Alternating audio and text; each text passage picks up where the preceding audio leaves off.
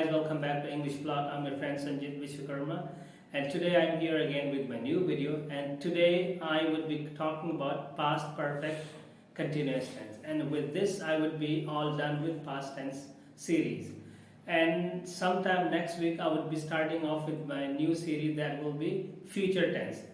And I hope, guys, this series may have been helping you improve your communication. Because that is what my motive is, to help you guys improve and clear all the doubts about tenses.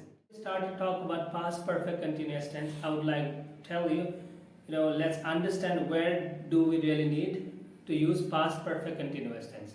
So past perfect continuous tense is a tense we use to talk about something that was going on in the past for some time.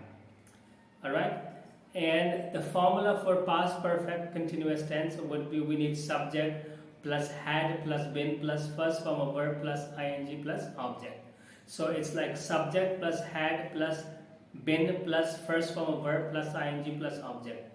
And as I always tell you guys, that we also need to remember our friends in English. So our friends would be I, you, we, he, she, it, this, that, they, these and those, and their friends am, do, have, are, do, have, is, has and does. It would be like this: I had been cooking food for 3 hours. He had been riding his scooty for 5 hours. And I had been helping him since 9 in the morning till 12 p.m.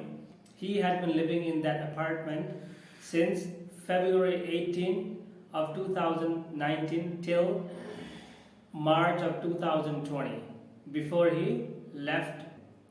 And I had been using that laptop for 10 years.